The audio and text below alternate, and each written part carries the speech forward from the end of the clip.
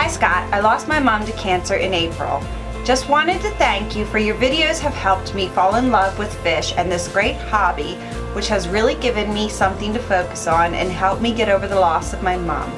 Keep up the good work, Nathan from the UK. Oh my gosh, I am so sorry I'm just seeing this. So sorry about your mom. I'm glad my channel can be a place of comfort. Any topics you would like me to cover? Trust and believe your mom is with you night and day. Thanks for the reply. I know you are busy. It's hard to get good South American cichlids in the UK. I managed to get a lovely chocolate and a nigger once, which are both doing well. Top 5 mistakes you have made in the hobby would be a good one, especially for us novices that are making them daily, LOL.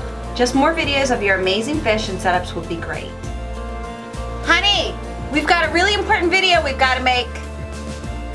Sometimes as YouTubers, we get so caught up with the numbers and trying to be the next big channel that we forget the effect we are having, the positive effect that we are having on some of our subscribers. Today's video were the top 5 biggest mistakes made by hobbyists keeping big cichlids. Let's go. Alright guys, number 5, and yes, we're going to be going in numerical order. Don't overfeed your fish. I repeat, don't overfeed your large American cichlids. Just because they're larger than a guppy or a tetra doesn't mean that you need to feed them 5 or 6 times a day. Absolutely not. In fact, I practice in my fish room. I feed them every other day. I do not feed my fish every day. I personally think the proof's in the pudding. My fish are much healthier and live much longer when they're not fed on a daily basis. Also remember that when you're not putting in as much food, your water parameters are going to stay very balanced and you're not having huge ammonia spikes because you have lots of uneaten food in your fish tanks. Alright guys, do not, and I repeat, do not overfeed your fish. Just because they are large American cichlids doesn't mean that they need to be fed on a regular basis or multiple times a day. Alright, now before we go, why don't we feed my guys Cobalt Ultra Pellet Predator Food. This video is brought to you by Cobalt. Thank you very much, Cobalt. And we'll give these guys a little bit of this great food, which is good for their diet. It's almost immediate. Alright guys, number 4 kind of is in conjunction with number 5, and that is do not feed your large American cichlids feeder fish. Now I know we have all done it. I've done it. I'd be lying to you if I haven't told you that in my past I would buy 50 feeder fish, throw them in a tank with a doveye, and just watch the doveye devour them until there's nothing but scales, sparkling scales, just glittering in the tank. It is awesome to watch. It really is. Our fish are large, they're aggressive, they have teeth. So to see them devour a school of goldfish or rosies is really cool. I can't deny that. But guys, honestly, it is bad for your fish. Feeder fish, especially if you're buying them from Petco or PetSmart, are not in the best conditions. Let's be honest. They're in a tank of cloudy water, jam-packed. There's no filtration going on. If they're lucky, there's a bubbler being bubbled. And these guys, these fish are under stress. They're full of parasites and diseases.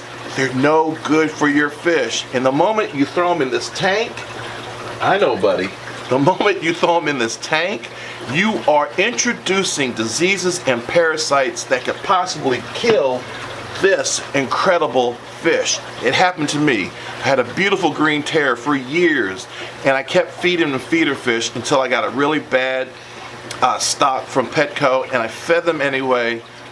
Within 24 hours, my beautiful beast was gone. Guys, spare yourself the heartache. Do not feed feeder fish. They're not good for your fish.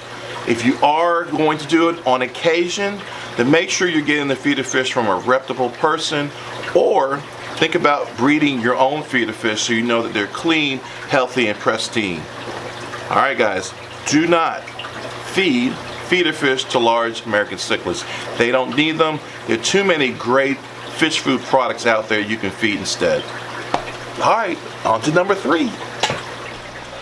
All right, mistake number 3. That's right, my Jags, my favorite Jags are behind me. All right, mistake number 3, filtration. I get asked all the time, what's the best filtration for my American cichlids, for my 150, 180, 220 gallon tank? Is it enough filtration? It's never enough filtration. I tell people this all the time. You can never have enough filtration. There is no overkill when it comes to filtration on these large tanks. Myself, again, personally, I keep a backup system, which means what? Which means I have sponge filters, and I have sponge filters on every tank. And in conjunction with that, I either have hang on the bags or a canister filter as well. Why? Because our fish are nuts, guys. They're absolutely nuts. These American and South American cichlids are crazy, and they bite and they pull and they destroy everything that you can think of in their tanks. I had sponge filters that have holes in them because they just randomly want to start pulling and biting on something. I have hang on the back filters, and you guys have seen this in my previous video, where my fish absolutely just run into the intake valve and just knock it the hell off filters. You want to have backup on everything, because let's take the sponge filters for instance. Your fish, when they start biting on sponge filters, are actually destroying the biological filter bed that's in the sponge. They're destroying that bacteria you need to keep your water in balance, water conditions in balance.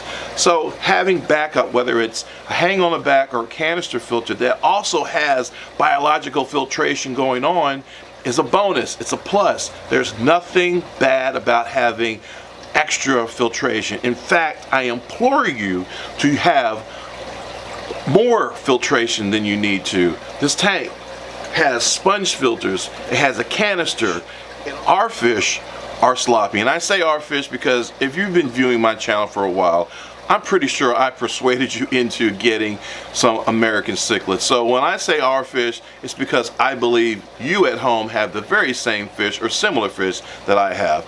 But our fish are sloppy. They're manics. They are crazy. And they will run and destroy anything that they can. And they also will eat and sloppily eat, and food just goes everywhere.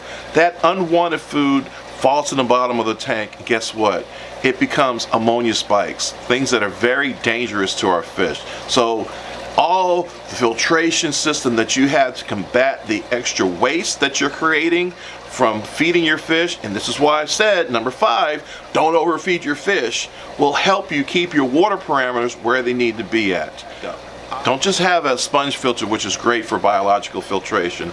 Don't just have a canister or hang on the back filter, which is great for chemical filtration as far as making the water clear, purified. Have them all. Have yourself covered. Go to sleep, rest well at night, knowing that you have given your fish all the filtration that they need to strive, thrive, and do well. All right, there is no over-filtrating your tank. Trust me, guys. Trust and believe me. Next, they're my babies, my Midas and my Red Devil. I can't even believe we have to talk about this. But issue number 2, mistake number 2, tank size. Tank size. People, America, understand that these large American cichlids that we're getting, that I'm promoting, that I'm asking you to put in your fish room and enjoy, they get large. They need large tanks. Now, I'm not one of these people, and I hate when I hear it when people say, well, when you get a Red Devil, you need to go ahead and get the largest tank possible because he needs to have that tank. If you get a 4 or 5 inch Jaguar cichlid or Red Devil or whatever, you don't have to have his lifetime tank already set up. You don't. As long as you plan and understand the size ratio and rate that your fish is going to get, it's okay to start with a 55 gallon 4 or 4 inch Jaguar or Red Devil. As long as you have a plan to steadily move up as they get bigger. Some of us just can't afford right off the bat to purchase a tank that's 6 foot long for a 4-inch fish. It's okay, guys, trust me. Despite what some people are saying, it's okay. You don't have to have a 6-foot tank for a 4-inch fish at the very beginning of this fish's life. No. Plan, understand the size of these fish you're going to get to, and gradually, as time prevails and goes on, get the correct tank. It's going to take anywhere from 3 to 5 years for most of these fish to mature to their adult size. You have time, but plan. With that said, don't think that you're going to rent a Red Devil or an Oscar and stick them in a 55-gallon for their life. They might survive it, but they're not going to be happy, they're not going to thrive, and they're not going to have the best possible life you can give them. And the most important thing as hobbyists that we can do for our fish is provide an adequate home that they can thrive and do well in. That is our #1 responsibility. Hell, I should start every video with that saying. I don't see dollar signs when I see my fish. I see a responsibility to take care of a water pet that I love and I want to see do well for a long period of time. I've said this to nausea. These large American cichlids can live to 10 to 15, even 20 years old. They will be lifelong pets. Take care of them, plan accordingly. You don't need to get the largest tank the day that you get your fish, but you do need to plan ahead. Tank size matters. Know what you're doing. Be prepared. And now we're down to #1. What's it gonna be? Alright guys, we are finally at #1. #1, the biggest mistake hobbyists make when keeping large American cichlids. People, America, please research. Research what you're getting ready to do. You cannot do anything successful in life without not doing your homework and getting as much information that you can before you start. Don't get a fish tank. Worse yet, don't get a fish that you don't know anything about until you've researched it and prepared your fish room for it. Google it. Read magazines. Go to proven YouTube channels. KG Tropical, Zenzo, Primetime Aquatics, Aquarium Co-op, Joey DIY. These guys have proven themselves to be advanced hobbyists. Many of these guys have their own businesses and are doing well. Go to your local fish club. Join a fish organization. Listen to ecologists, doctors, speakers. Get all the information you can so that you are prepared again for the responsibility, which should be #1 for you, to take care of your fish and give it a good life. You got to research. We want, you and I, our fish to grow and thrive, not wither away or die. We all, no matter how advanced you are or how, if you're a beginner, we all have failures. We all make mistakes. But research and understanding what you're getting ready to involve yourself with is the main difference between success and failure. I can't say it enough. Do your research, get to know the fish you're getting ready to take care of, get to know their water parameters, the conditions they come from, what they like to eat, so that you can provide, yet again, the very best conditions for your water pet. It's just that simple. It doesn't take long. I mean, I actually like trying to learn more about the fish I keep so that when people come and want to see my fish, I can talk with some level of knowledge about what these great water pets, where they're from, what conditions they enjoy, and etc. Alright guys, that is my time. If you enjoyed this video, please give me a thumbs up. If you're new to this channel and you like what you saw, hit that subscribe button. It would mean the world to me. And if you have any comments, like if you think I left something out, or if you have your top 5 biggest mistakes with large cichlids, leave them in the comments below. I can't tell you how much I love the interaction of your comments. I love to respond to them. I love reading them. So please, do me a favor. Leave some comments below. I really do appreciate it. Alright guys, next week, new video. And as I always say, stay safe, stay healthy, stay positive, and I have to remember this myself sometimes. This YouTube channel is something else. It's a different experience. Always stay positive You'll win in the end, and stay absolutely fishy, guys. Thank you so much, and I look forward to seeing you guys next week. Love ya.